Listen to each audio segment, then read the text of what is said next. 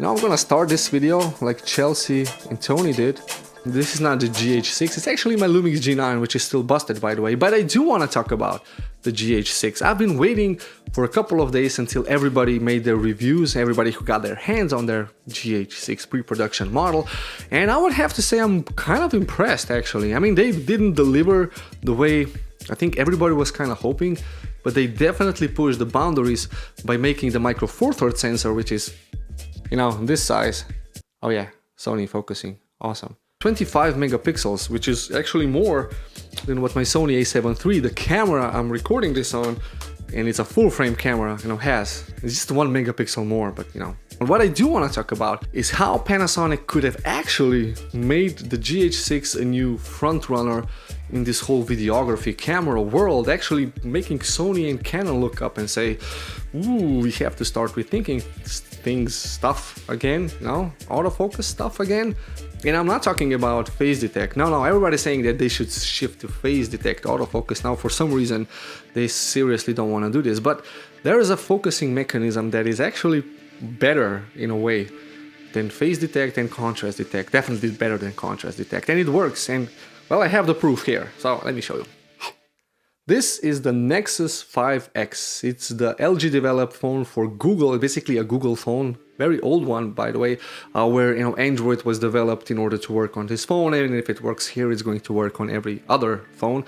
But what's interesting about this specific phone is that it has infrared laser autofocusing, basically time-of-flight autofocusing that works well in the dark. I mean, if I was to take a selfie right now and it was pitch black, I would be in focus, although the image would be crap, you know, dark, but I would be in focus. So this was considered to have the best low light performing camera just because of the autofocus system. Now, if I compare it to my my Samsung Galaxy S9 Plus with dual pixel autofocus, well, this is actually better. So what does that have to do with Panasonic? Well, Panasonic in the past was developing time-of-flight autofocus, and they actually pushed it really far. I read this in an article a long time ago, and since the GH6 was in development, since before the GH5 came out, well, I was kind of hoping that that's going to be the company trade secret, you know. Well, we're gonna give them the specs, you know, the 5.7K, you know, 4K, 120, 10-bit, you know, all internal recording, no record limit, ProRes. Now that's a cool one.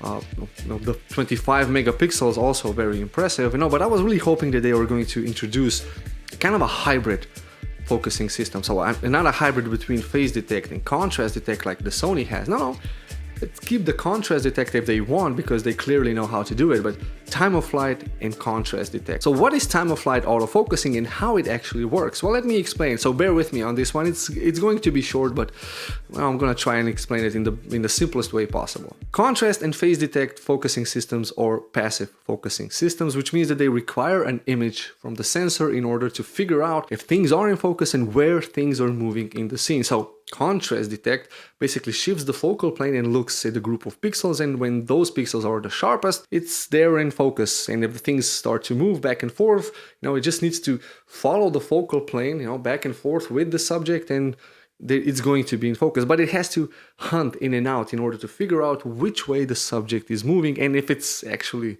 still in focus. Therefore, we get the very annoying pulsing background, which, you know, I personally really don't like, and a lot of people have trouble with. And of course, if the camera loses focus all the way, it needs to hunt all the way back and forth in order to figure out where the subject is. Now, phase detect works a little bit differently. It actually gets two images from the sensor, from the phase detect pixels, and it looks when the images are aligned where the subject is. Now, the cool thing about this is that the camera knows where the subject is moving based on how these images are getting misaligned. So if the subject is moving in one direction, the images are going to go in one, and if it's the other way around, you know, it's the other way around. So the camera knows where to shift the focal plane. It doesn't need to guess or hunt.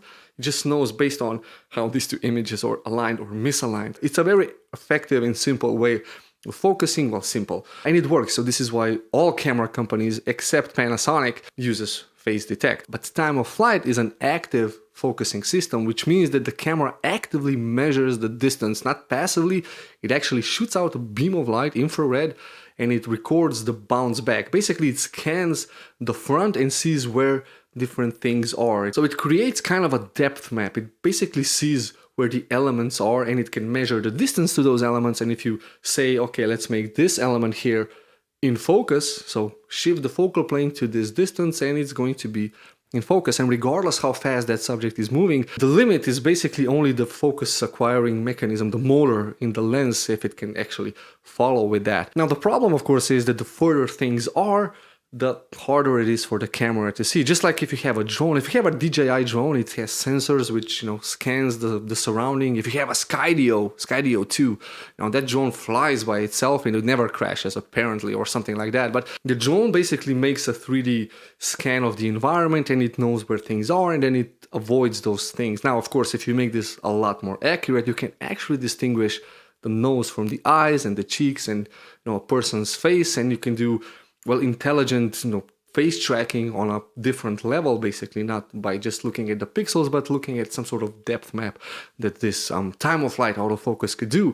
And you could actually focus, you know, distinguish different elements in the scene. Now that would be really awesome, I think, you know, because the camera would never suddenly jump into something in the back, and, you know, no light, no contrast, no bright background would actually distort it. And as I said, even if you have a dark image that's very noisy, you know, the camera basically focuses on the subject regardless of the amount of light there is in the scene. So yeah, that would work. Of course, you're limited with the distance. So my idea was, or my hope kind of was, that up to a certain distance it would use this time of flight, and then beyond that, when, you know, things aren't as accurate anymore, then it would switch to the contrast detect if they just want to keep it. Now, this would solve the main thing that the GH6 is made for. You know, it's a video camera that is made for videoing things, and if you're in front of the camera recording yourself without somebody to actually manually focus, where, you know, the GH series was pretty much, if it was used in the film industry, you know, there's always going to be a focus puller, and I don't think anybody uses autofocus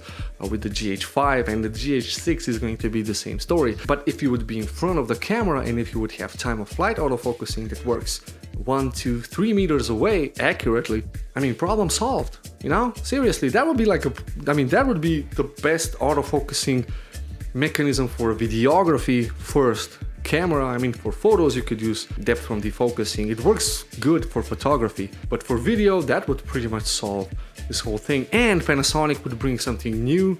It would make Sony and Canon look at them and say, wow, that's a small company, Panasonic, you know, you don't have a big share in the world, like 5%, 7%, something like this. And wow, I mean, we have to start thinking about changing our dual pixel autofocus or whatever, you know, Sony is using. So yeah, that would revolutionize the whole thing. Just like GH5 back in the day with 4K 30 frames, you know, 10-bit colors, revolutionized the whole small videography world. The GH6 would definitely push the boundaries again. And it did. Now it did. 25 megapixels, micro four thirds. Awesome. So let me know what you guys think about this whole autofocusing thing, about the GH6. How excited are you? And if you've made it this far into the video, hit the like button and maybe consider subscribing to the channel. Helps the channel to grow. And seriously, comment. Thank you, and I'll see you guys in the next video. Yeah, this is still busted, by the way. The G9. I mean, this is still busted. I don't know if you guys can see it, but no image. Yeah? No way this could focus right now because there's no image. I mean, it focuses bad anyway, but it's literally impossible to focus right now. Oh yeah, here we are. I'm focusing on you. I have no image. Thank you. Bye-bye.